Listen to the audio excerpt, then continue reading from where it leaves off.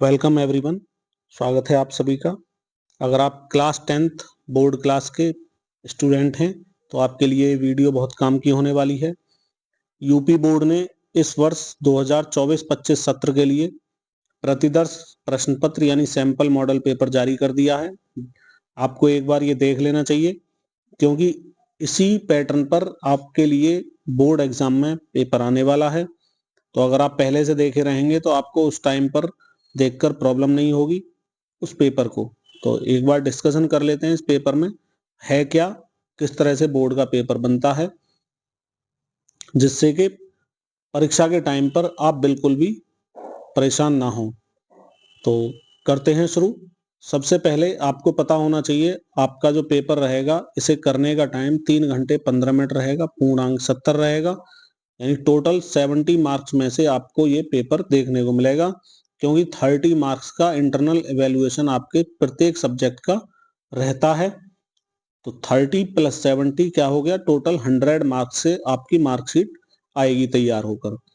साथ ही आपको निर्देश दिया जा रहा है कि प्रारंभ के 15 मिनट परीक्षार्थियों को प्रश्न पत्र पढ़ने के लिए निर्धारित हैं।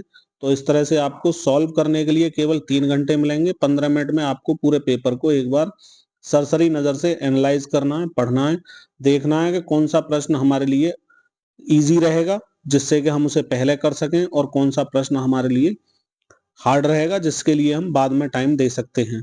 अगर कोई प्रश्न नहीं आ रहा है अभी तो उसके लिए टाइम वेस्ट ना करें, उससे नेक्स्ट क्वेश्चन को करके अपने टाइम को सेव कर सकते हैं। हाँ, एक चीज और बता दें, माना आपको प्रश्न नंबर 1 नहीं आ रहा है, प्रश्न नंबर 2 का आंसर आप जानते हैं, तो आप सबसे पहले प्रश्न नंबर 2 को अपनी उत्तर पुस्तिका यानी जो कॉपी मिलेगी उस पर सॉल्व करेंगे। सबसे पहले प्रश्न नंबर 2 मेंशन करेंगे, उसके बाद उसका उत्तर नंबर 2 ही लिखेंगे अगर आप पेपर में प्रश्न नंबर 2 का ही आंसर दे रहे हैं तो।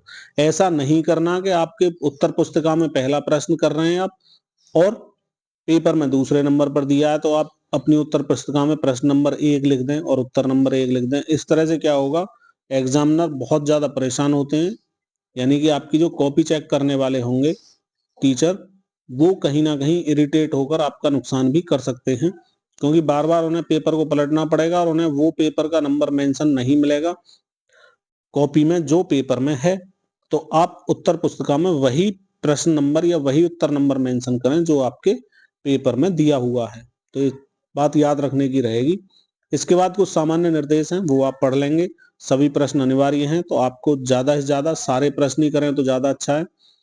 प्रश्न पत्र के 2 खंड होंगे, पार्ट नंबर ए कह सकते हैं, ब कह सकते हैं। ये पेपर क्योंकि हिंदी में ही अवेलेबल है बोर्ड की वेबसाइट पर, आप भी जाकर चेक कर सकते हैं। यूपीएमएसपी उत्तर प्रदेश बोर्ड की वेबसाइट है।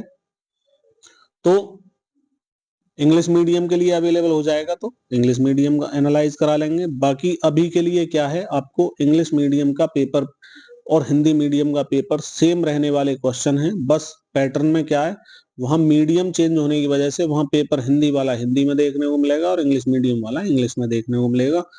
तो इससे ज्यादा कोई चेंज नहीं होता है, बाकी क्वेश्चन सेम होंगे दोनों के लिए। तो सबसे पहले इसमें 2 खंड होंगे, पहला खंड होगा ए, दूसरा खंड होगा बी।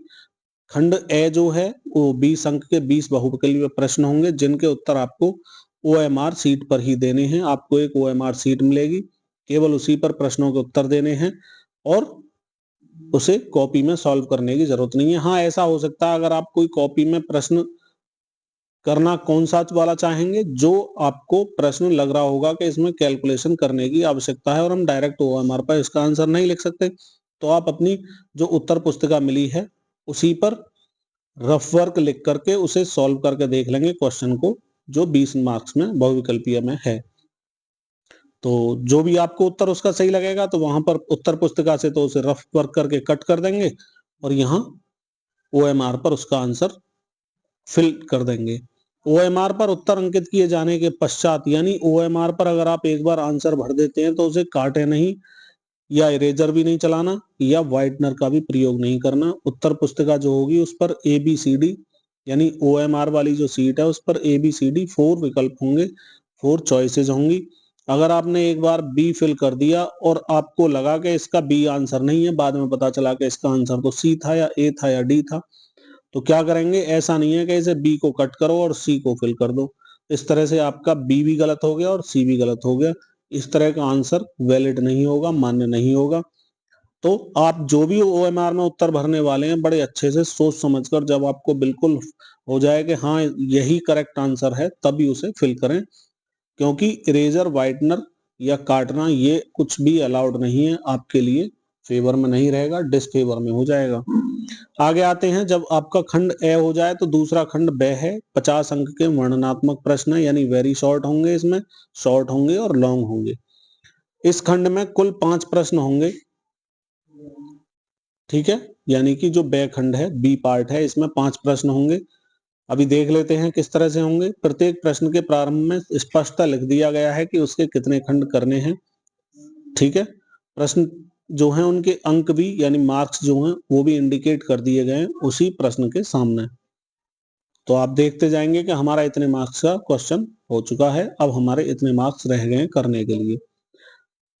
प्रथम प्रश्न से प्रारंभ कीजिए और अंत तक करते जाइए, उस पर समय नष्ट मत कीजिए जो आपको नहीं आता हो। तो जो नहीं आता हो उस पर टाइम वेस्ट बिल्कुल नहीं करना, उससे नेक्स्ट क्वेश्चन को करने की कोशिश करनी है, जिससे कि आपका टाइम सेव होता रहे। क्योंकि जब आप प्रश्न को सॉल्व करना शुरू करते हैं तो टाइम ऐसे तेजी से भागता है, आप सोचते हैं कि अभी तो मेरा इतना पेपर रह गया और टाइम कम बचा है।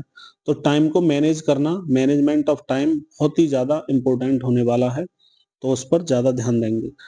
खंड ए आ चुका है, यानी पार्ट नंबर ए। इसमें क्या है, 20 बहुविकल्पीय प्रश्न है। आपको ये पीडीएफ हमारे चैनल पर, व्हाट्सएप जो चैनल है उस पर मिल जाएगी, उसकी लिंक वीडियो के डिस्क्रिप्शन में है। आप चाहें तो वहां पर भी हमारे चैनल को ज्वाइन कर लें डिस्क्रिप्शन वीडियो में जाकर के। और इस वीडियो के साथ साथ और भी जो कंटेंट हम अपने चैनल पर प्रोवाइड कराते हैं वो सारा आपको वहीं देखने को मिल जाएगा। बहुविकल्पीय प्रश्न है, इसके 4 ऑप्शन हैं। पेपर पर टिक लगाने से बचेंगे, कोई भी पेपर पर किसी तरह का कोई टिक नहीं लगाना, नहीं तो ये चीटिंग में ही काउंट हो जाता है। जो भी आता है उसे करते जाएंगे, जो नहीं आता उसे अभी के लिए छोड़ देंगे, जब बाद में टाइम बचेगा तब उसे करेंगे। छोड़कर कुछ भी नहीं आना, मेरी सलाह तो यही रहेगी, क्योंकि आपने पूरा 1 साल स्टडी किया है। बी पार्ट अब शुरू होता है, सभी खंड करने हैं इसमें। सभी खंड का मतलब इनके सामने मार्क्स भी इंडिकेट हैं, 2 मार्क्स का ईच रहने वाला है, 2-2 नंबर के सभी हैं। और कुल प्रश्न है आप में, आपके इस प्रश्न नंबर 2 में, 2 नहीं, प्रश्न नंबर 1 में 6 प्रश्न हैं। तो 2 इंटू 6 कितना हो गया, 12 मार्क्स, यानी 12 नंबर का, 12 अंकों का आपका ये प्रश्न नंबर 1 है। प्रश्न नंबर 2 में आप देखें, प्रश्न नंबर 2 में किन्हीं 5 खंडों को हल कीजिए। इसके 5 पार्ट्स सॉल्व करने हैं और टोटल जो पार्ट हैं वो 6 पार्ट हैं। 6 में से कोई 5 करने हैं। 4 मार्क्स का, 4 अंक का एक उत्तर है। तो क्या करना है, 5 करने हैं, तो कितने हो चुके, 20 नंबर का प्रश्न नंबर आपका 2 है। अब प्रश्न नंबर 3 जो रहेगा वो चॉइस में हो जाएगा। प्रश्न नंबर 3, 4 और 5 ये लॉन्ग प्रश्न होते हैं। प्रश्न नंबर 1 हो गया वेरी शॉर्ट, 2 हो गया शॉर्ट, 3, 4, 5 जो प्रश्न है ये हो जाएंगे लॉन्ग, और ये 6-6 मार्क्स के रहेंगे, 3 भी, 4 भी और 5 भी। बट इनमें आपको चॉइस देखने को मिलेगी। प्रश्न नंबर 3 है जैसे, या तो इस प्रश्न का हल कीजिए या इसको हल कीजिए, किसी एक को हल करना है, 6 मार्क्स आपके तैयार हो चुके हैं। इसी तरह प्रश्न नंबर 4 है, इसमें इसे फर्स्ट पार्ट को करें या सेकंड को, अथवा में है, क्योंकि अथवा का मतलब कोई सा एक करना है, और 6 मार्क्स आपके प्रश्न नंबर 4 में भी तैयार हो चुके हैं। प्रश्न नंबर 5 के लिए भी आप देखें, इसे करें या इसे करें, 6 मार्क्स तैयार हैं। हाँ, कई बार स्टूडेंट ऐसी गलती कर देते हैं कि माना प्रश्न नंबर जो चॉइस वाले हैं 3 में या तो कै करना है या खे करना है, यानी अथवा में दोनों पार्ट में से कोई एक करना है, तो क्या करते हैं, आधा पार्ट तो पहले पार्ट का कर दिया, आधा दूसरे का कर दिया। उसके बाद सोचा कि 6 नंबर का, चलो 2 यहाँ मिल जाएंगे, 2 यहाँ मिल जाएंगे। ऐसा नहीं होता, ये आपकी सोच गलत है। आपको केवल एक ही प्रश्न का उत्तर देना है, क्योंकि आपका जो उत्तर चेक होगा कोई एक ही होगा, दोनों चेक नहीं होंगे। तो आप उसी को सॉल्व करें जो आपको लगता है कि ये मेरे से अच्छे से आता है, तो बचना है दोनों को करने से। अब एक बार फुल एनालाइज कर लेते हैं कौन सा प्रश्न कितने मार्क्स का हुआ। तो पहला प्रश्न देखा आपने, बहुविकल्पीय तो 20 के हो ही चुके हैं, बहुविकल्पीय नहीं जा रहे हैं। हम आते हैं सॉल्व करने वाले जो क्वेश्चन हैं।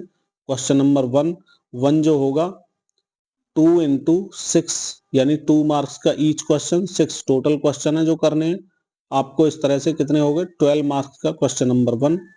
क्वेश्चन नंबर 2 के लिए आप देखें 4 मार्क्स का ईच रहेगा, चॉइस है 6 में से यानी 5 करने हैं, तो आपको 20 मार्क्स का ये मिल चुका है क्वेश्चन नंबर 2। क्वेश्चन नंबर 3 में देखें और 4 में देखें और 5 में देखें, इन तीनों को जब आप देखेंगे 3, 4 एंड 5 को, तो आपको देखने को मिलेगा 3 भी 6 मार्क्स का है, 4 भी 6 मार्क्स का है और 5 भी 6 मार्क्स का है। इस तरह से टोटल जो हो चुका है 18 हो चुका। इन सभी का सम कर दें 12, 20, 18, क्या मिला 20 एंड 10 30, 32, 32 में 8 ऐड करेंगे 40 एंड 10 50, तो टोटल आपका ये 50 मार्क्स का सॉल्व करने वाला सेक्शन रहेगा, 20 रहेंगे ऑब्जेक्टिव टाइप। फाइनली हम आपके लिए कह सकते हैं कि आपको जो सॉल्व करना है वो 70 मार्क्स का टोटल पेपर सॉल्व करना है। तो टाइम का मैनेजमेंट ध्यान रखेंगे, और जहां भी आप रफ वर्क करते हैं, मैथ के लिए स्पेशल बता दूं, जहां रफ वर्क करते हैं आप वहां पर उस वर्क को कट कर देंगे और ऊपर कॉपी पर मेंशन कर देंगे रफ वर्क।